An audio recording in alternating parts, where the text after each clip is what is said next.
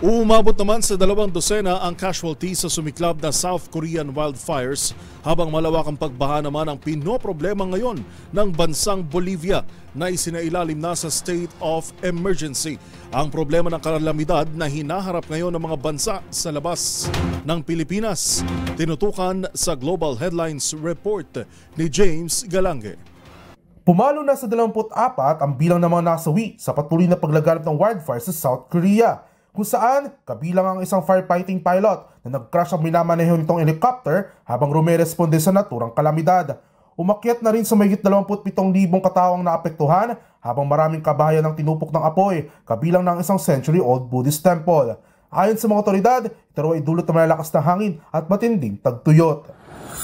Sa iba pang balita, nagdeklara na ng national emergency si Bolivian President Luis Arce dahil sa matinding pagbaha dulot ng patuloy na malalakas na pag-ulan sa kanilang bansa. Umakyat na sa 50 ang bilang ng mga nasawi habang inilikas naman na nasa 100,000 residente na lubusan na apektuhan ng kalamidad. Nakatakda namang umutang ng $75 million o katumbas na mahigit 4 billion pesos upang matugunan ang epekto ng naturang sakuna, kabilang na ang pagbaha. At yan naman nakalap nating balita mula sa iba't ibang panig ng mundo. Para sa MBC TV Network News, ito si James Galange ng DZRH TV, una sa Pilipinas, una sa Pilipino.